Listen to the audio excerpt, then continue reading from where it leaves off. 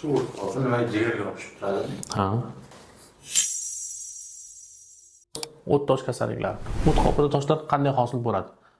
Asosan buni kelib chiqish mexanizmi organizmdagi, ayniqsa qondagi mineral almashinuvining buzilishidan, ya'ni kalsiy va magniy tuzlarining almashinuvi buzilishi. Qondagi kalsiylar va magniylar so'rilishi yetarlicha bo'lmagani sababli, fermentlar yetishmovchiligi sababli fermentopatiya deyiladi. Shu sababli kalsiy va magniy tuzlari cho'kindilar hosil qilishni boshlaydi.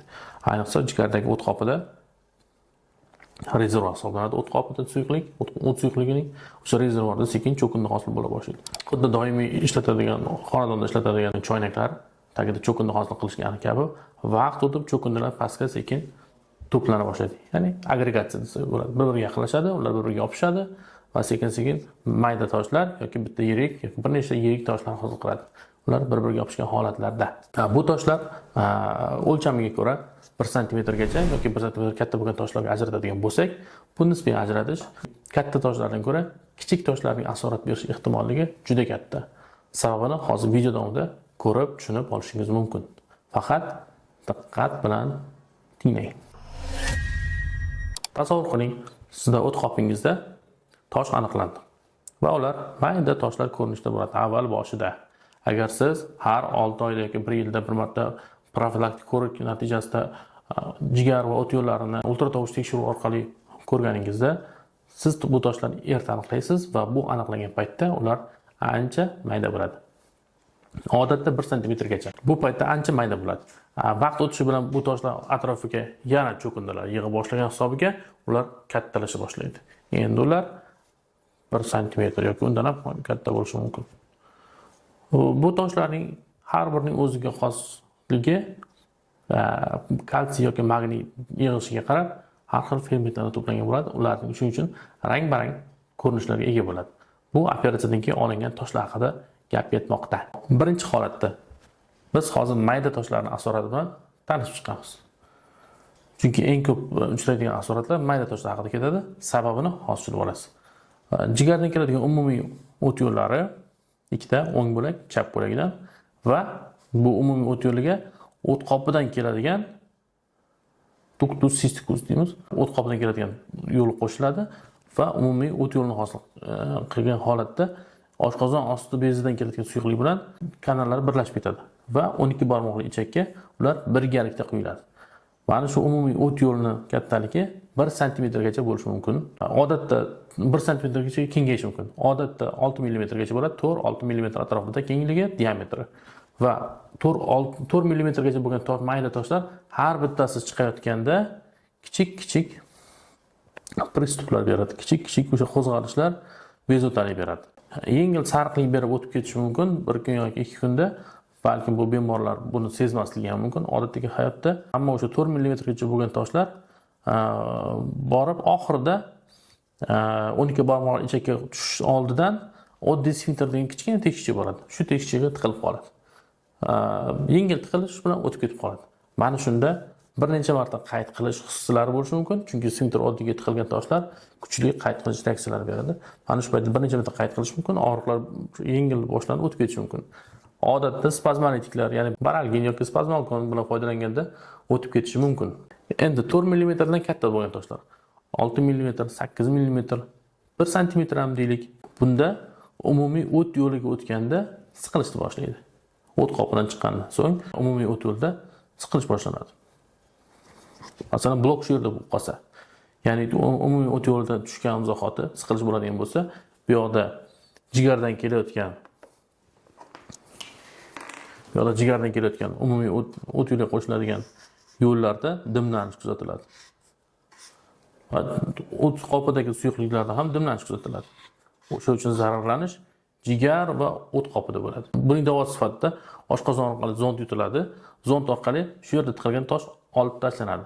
Bu aniq diagnoz qo'yilgandan so'ng odatda MRT tekshiruvi o'tkaziladi. MRT xolongografiya degan tekshiruv bor.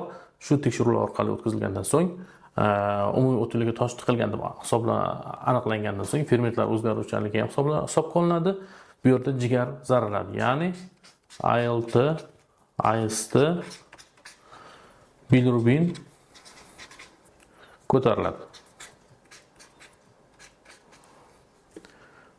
klinik belgilarni, laborator klinik belgilarda aynan shu holatlar kuzatiladi. Xo'p, bemorda asosan og'riqlar paydo bo'ladi, terida sarqiklar paydo bo'ladi. Agar endi toshlar bundan ham pastki qismlarga yetib keladigan bo'lsa, ya'ni sfinkterdan oldinroq endi zararlanish oshqozon osti bezi suyuqligiga ta'sir qiladi. Nima uchun? Chunki endi dimlanish faqat jigarda emas, bu yerda oshqozon osti bezi suyuqligiga ham ta'sir qila boshladi. Endi bu yerda diastaza fermenti baland bo'lib ketadi. Laborator tekshiruv paytida diagnoz qo'yish uchun bu ham muhim omil hisoblanadi. Va bunda surunkali, keyinchalik surunkali pankreatitlarga olib kelishi mumkin. Endi toshlar nisbatan kattaroq bo'lgan holatda nima bo'ladi? Nisbatan kattaroq bo'lgan holatlarda, 1 sm katta bo'lgan holatlarda umumiy o't yo'llariga o'tib ketish ehtimoli kam bo'ladi.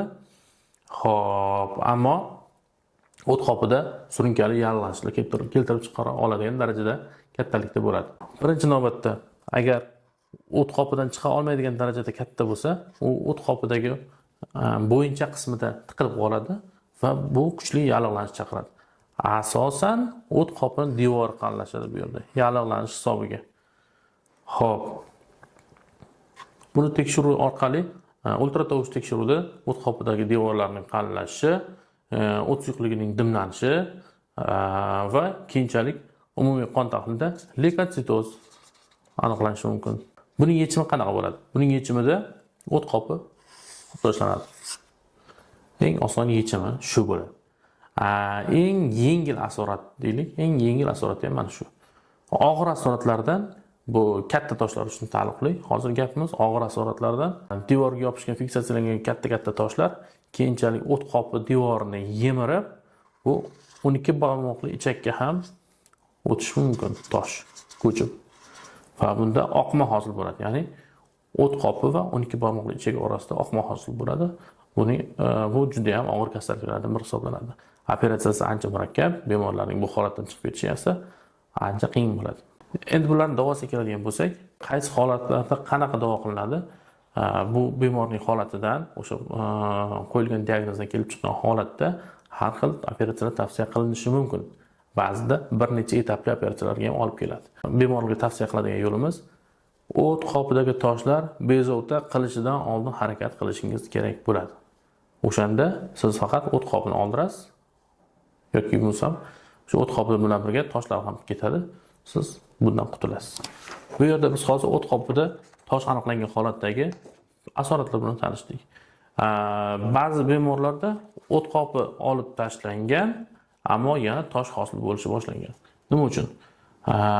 Bemorda fermentopatiya davom etib kelmoqda, ammo keyinchalik dimlanish umumiy o't yo'llarida hisobligi, keyinchalik umumiy o't yo'llarida mayda toshlar hosil bo'lishi mumkin. Bu juda ham kam uchraydigan holatlardan biri hisoblanadi. Bu kuchli fermentopatiyalar bilan birga kechganda hosil bo'ladi. Oldini olish uchun esa o't qopi olinganda tosh biokimik tekshiruvlarga jo'natadi.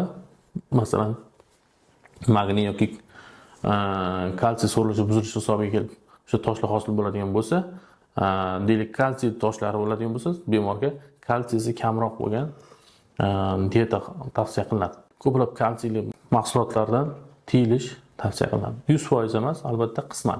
Bemorda analizlardan toshning bezovta qilgan yoki qilmaganini qanday bilish mumkin?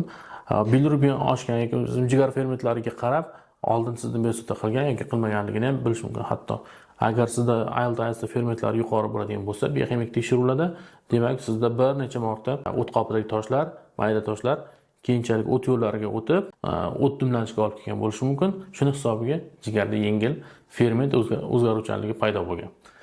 Keyinchalik bular oshqozon osti beziga ham o'z ta'sirini bermay qolmaydi.